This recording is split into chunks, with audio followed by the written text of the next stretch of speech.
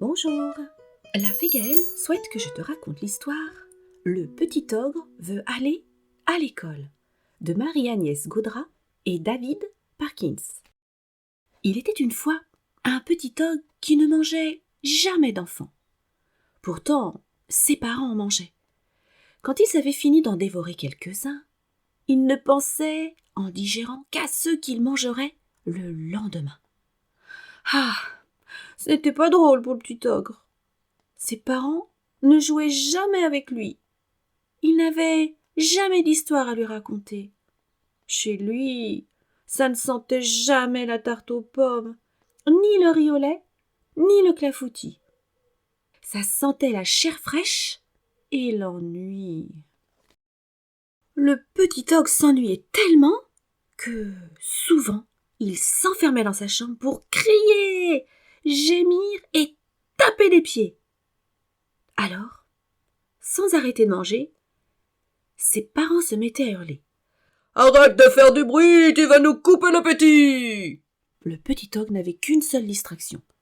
C'était d'aller se cacher derrière des buissons pour regarder les enfants jouer. Ah, comme ils avaient l'air de s'amuser, comme ils avaient tous des idées pour jouer. Le petit ogre en était tout étonné. Jusqu'au jour où le petit ogre trouve un livre. Un livre oublié par un enfant pressé. Un livre avec des images et plein de petits signes noirs. Le petit ogre rentre chez lui avec son livre sous le bras. Et ce soir-là, avec une lampe de poche, cachée sous ses draps, le petit ogre essaie de déchiffrer les signes noirs, ces signes qui savent raconter des histoires. Il essaie. Oh là là, mais les petits signes se taisent. Les petits signes se taisent tant et si bien que le lendemain, le petit ogre est décidé. Il annonce à ses parents au petit déjeuner. « Je veux aller à l'école pour apprendre à lire. » Son papa marmonne. « Arrête tes bêtises et mange. Allez, mange donc !» Sa maman bougonne. « Arrête de faire ton malin et mange, allez, mange donc !» Mais le petit ogre refuse de manger. Il refuse tant et si bien que le lendemain, son père l'accompagne à l'école. Il dit à la maîtresse « Apprenez à lire à cet imbécile, ou je vous dévore tous !» Le petit ogre n'est pas très fier de cette entrée en matière, mais il va s'asseoir au fond de la classe et il essaie de bien travailler. Le petit ogre travaille tant et si bien que, bientôt, il sait lire des mots, puis des lignes, puis des livres entiers. Ses parents sont bien étonnés de ne plus le voir s'ennuyer, de ne plus l'entendre crier, gémir et taper des pieds.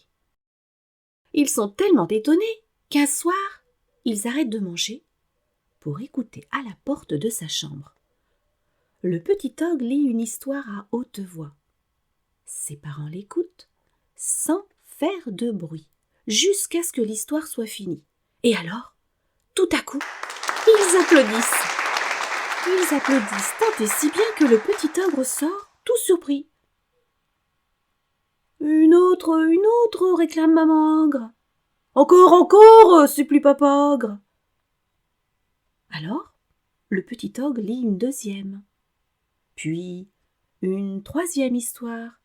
Mais à la fin de la quatrième, il se lève en disant « Oh, je suis fatigué, il est tard.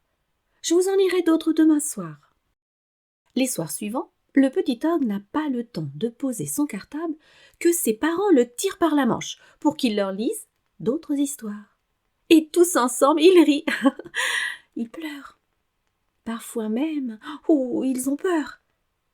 Un soir, le petit ogre en profite pour leur lire un livre de cuisine très appétissant, dans lequel on ne cuit pas d'enfants. Depuis ce soir-là, quand le petit ogre rentre de l'école, chez lui, ça sent bon la tarte aux pommes, le riz au lait et parfois même le clafoutis. Ah, enfin, le petit ogre se régale. Le petit ogre se régale tant et si bien qu'il décide d'inviter tous ses amis à goûter, le jour de son anniversaire. Mais il a oublié que ses parents sont des ogres. Et au moment d'ouvrir la porte, soudain, oh là là, il s'en souvient. Antoine Jarousse, Augustin Leroy, Adrien Simon, Paul Guéry, ils sont tous là, ses copains chéris. Et le petit ogre a peur tout à coup de les avoir attirés dans la gueule du loup. Mais, pendant tout l'après-midi, les enfants s'amusent comme des fous. Et tout le monde danse, et tout le monde rit, et tout le monde joue.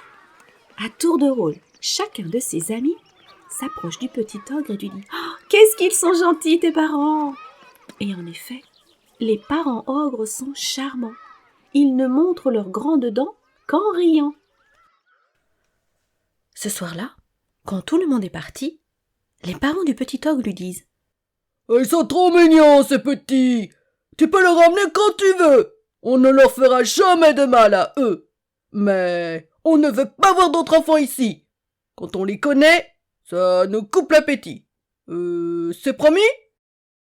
Le petit ogre fait semblant de promettre, mais il se jure bien dans sa tête d'inviter tous les enfants de la terre à tour de rôle à ses anniversaires. Mon histoire est terminée. Merci le Fégaël pour ce beau choix. Et à très vite pour de nouvelles histoires avec la Fégaël. Namasté.